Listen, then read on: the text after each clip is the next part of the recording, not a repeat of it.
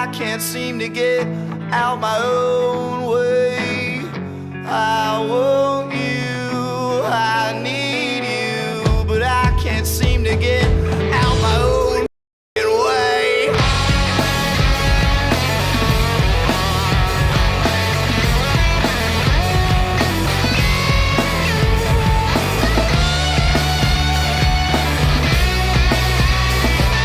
Save me, you're screaming out every single time that you need me, and then you're walking away. Help me. Piggy, I don't think Kermie Jr. is doing so well. Kill me! I'm in constant pain! Hello, everybody, and welcome to Week 14 of the 2025 NFL season. This week, the Vikings host the Commanders. I would say they play the Commanders, but that really hasn't been what they've done the last few weeks, or really most of the season. So, they host them. Before I talk about this week's game and Vikings in general, a beer. Now, I was sad when I talked to Corey because I thought I had grabbed the Goose Island Bourbon County Bananas Foster blend, and I wanted to try it. It sounded really tasty. I couldn't find it this time, but I did get the 2025 Goose Island Bourbon County Cherries Jubilee Cask Finish Stout. Sounded interesting. The Commanders wear garnet red like a cherry. The Vikings can't be bothered to put a product on the field. Why should I have to come up with clever tie-ins? I can smell it like the minute the cap popped off. Now, as I'm pouring it, I see a hint of red in it, but I'm sure, once you pour more in there, it's pretty dark.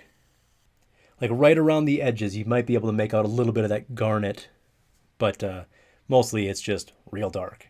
Smells sweet. I can smell it from over here. Skull feel it there.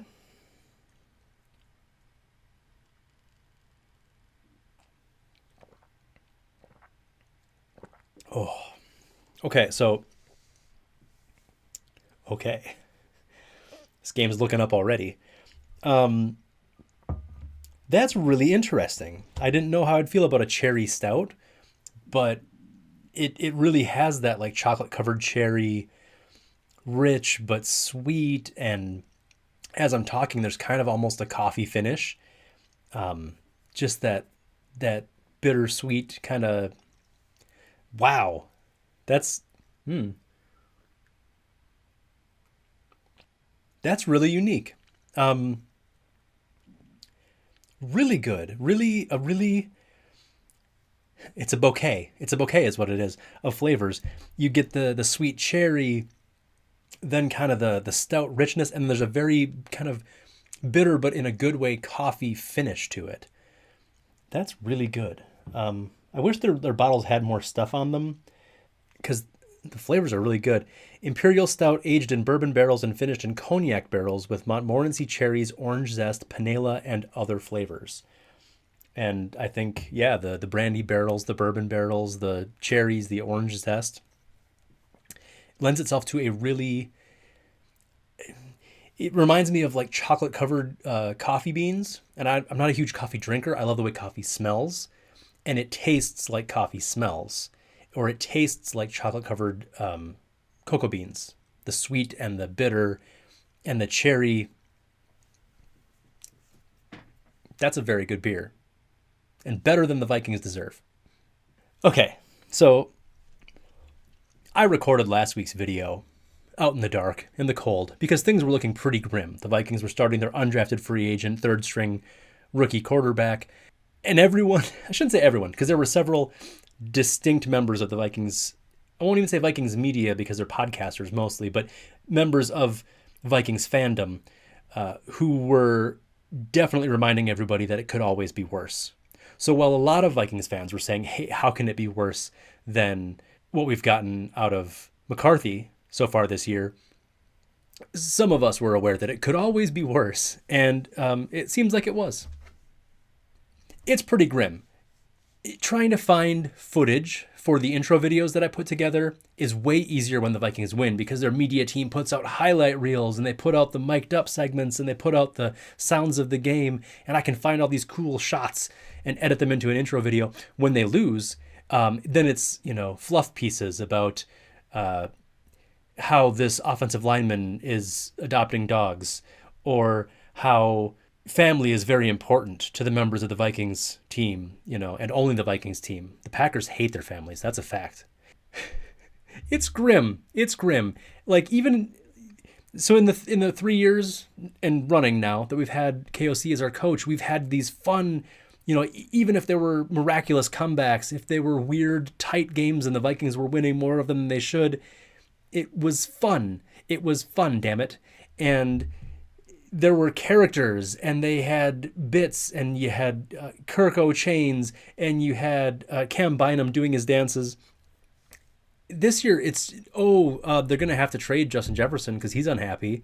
Where's the Vikings draft pick this year?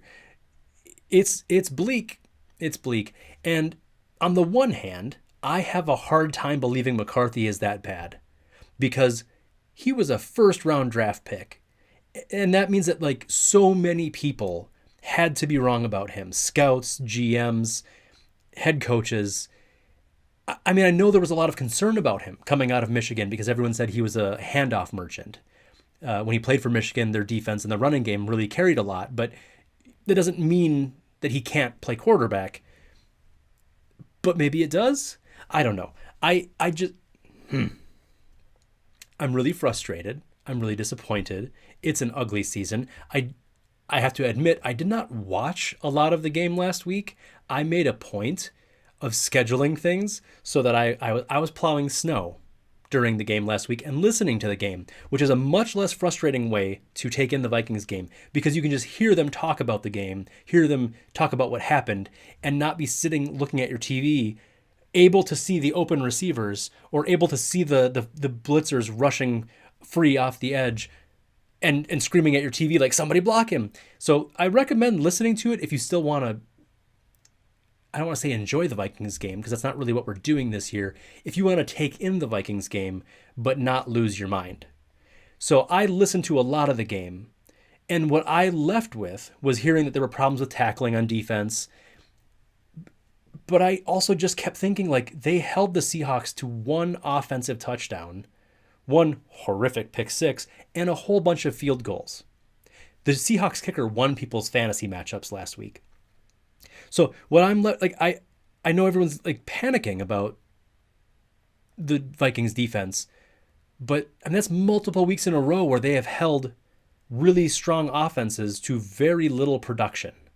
There's probably some cart and horse going on there with, because the Vikings put up no offense, the Seahawks didn't really have to put up much offense either, so they played it super safe maybe. But they sacked Sam Darnold a bunch, which, to talk about last week's thing a little bit more when I was out in the dark and the swirling snow, once again, I will tell everybody who is talking about how the Vikings screwed everything up. I'm talking to you, Dan Hansis of the Heed the Hall podcast. Everyone was bagging on the Vikings for messing up their quarterback situation so badly. I won't rehash what I said last week about Sam Darnold, but once again, Sam Darnold did not look good. Looking at his production the last several weeks, he is part of a team that is carrying him. I'm not sure he's the answer long term, so I don't think the Vikings or the Vikings fans should be super upset that they let him go. Harder to talk about Danny Dimes because I guess he's been playing with a broken leg, but also his production has fallen off. So maybe some of the early season, oh boy, the Vikings really fumbled this by letting those two leave the building. Maybe we can cool it with that a little bit. Maybe the Vikings knew what they were doing, letting those guys walk to much bigger paydays than they wanted to give them. However, the Vikings now have J.J. McCarthy and Max Brosmer as their quarterback options. And this is what really frustrates me. What really grinds my gears, to use the parlance. I love having KOC as our play caller, as our head coach. I like the aggressiveness. I like the passing. I like the excitement. And especially when you have Jordan Addison and Justin Jefferson as your wide receivers, I like that you want to pass the ball. However, when you have your third string, undrafted free agent, rookie quarterback going into Seattle to play against a defense that's like one of the top 3 in the league this year, maybe hand it off every now and again. Now, I'm not an NFL head coach. I don't know anything about play calling, but it just seems to me that at a certain point it's hubris. I thought it would be neat if Brosmer came out and had a really good game, had a Nick Mullins game, where maybe he threw a couple picks, but he also threw 3 touchdowns. That would have been fun. That wasn't happening. Hand the ball off. Do something else. Please. This isn't working. And that's what's frustrating me the most, is that it just feels like we're trying the same things that we got away with in the past, and they're not working, and we don't know what else to do. I'm also very obviously irritated that I think our defense is doing as good as it can, given that they never get off the field because the offense can't keep a drive going. And we're wasting it with a horrific offense. Both of the announcers agreed last week on the TV broadcast that it was the worst half of football that they've seen. Not this year, ever. Now, before I go, I haven't even talked about this week's game. Hold on, I'll get to that. To speak to just a few things about what I'm trying to talk about here. With play calling, let's see if I can make this work. This could get ugly. Okay, this doesn't look super great, but let's see here. How often teams call a designed run following a first down incompletion? Basically, a metric for predictability in play calling. I'm not a weatherman. There's the Vikings. Second place, behind the Seahawks, who, again, are a run-first team, so it kind of makes sense. And I know I was complaining about the Vikings not running the ball enough, but my problem is not with them not running the ball enough. The Vikings are making me defend running the ball more. They're making me defend establishing the run, which is such a crock of... I digress. Predictability. The Vikings this year throw, it's incomplete, they run on second down, and then when it's 3rd and 1, they pass. It's predictable. Everyone knows it. It's very frustrating, and I'm disappointed in the Vikings offense. Next slide. And these aren't necessarily even about a specific gripe about play calling. These next 2 are just about, oh my God, the Vikings offense is doing terribly this year. Look here across how quarterbacks have performed in stable components as defined by PFF through week 13. And again, all of these are from Sam Hoppen. At Sam Hoppen on Twitter. I think if I go right there. Okay, so notice how some of these are a little bit below the line, some of them are a little bit above the line. I'm not going to get into all the data science. There's the Vikings. There's the Packers. There's the Lions. There's the Bears. Even the Bears. Topsy-turvy world. Then the Vikings. Ugh. Historically bad quarterback play. And I'll close it out. I'll close out my graphics section with this one. I remember showing this a few weeks ago when the Vikings were on the positive side, technically. Like they in terms of offensive success rate, beat the Eagles, but still lost. Then the next week they got shellacked by the Chargers. And once again, here we are on the shellacking end of the spectrum.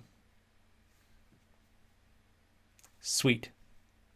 Okay, I will wrap it up because this has gone on long enough.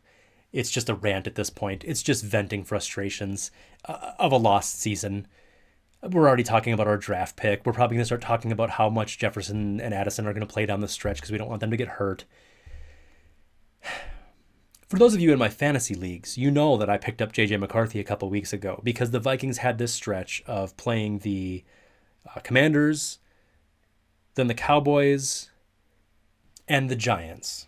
There was a 3-game stretch where the Vikings had favorable matchups. And now instead, all the fantasy advice articles are telling you to play the Commanders defense, play the Cowboys defense, play the Giants defense, because they get the matchup with J.J. McCarthy and or Max Brosmer. What a bleak downturn. However, there is a chance, because they were very favorable matchups earlier in the season. I think the Commanders are giving up like the most yards or the most points or something like that. the Vikings could have offensive success this week. If there's going to be a week where they have it, it's this week. The Cowboys is a little tougher matchup because I think their defense has solidified somewhat since the beginning of the season. They're still pretty porous, but their defensive front is much better. The Giants actually have a very strong defensive front, but not much of a secondary. So if there is a place to look for hope, it's that the next few matchups are relatively soft and could provide an opportunity for the Vikings offense to get going a little bit, for McCarthy to put some things on tape, maybe. But I will be honest, the ineptitude that I have seen on the field the last few weeks makes me not super optimistic. Okay, that's enough grimness. I want to enjoy this sweet, sweet, delicious treat. Skull there.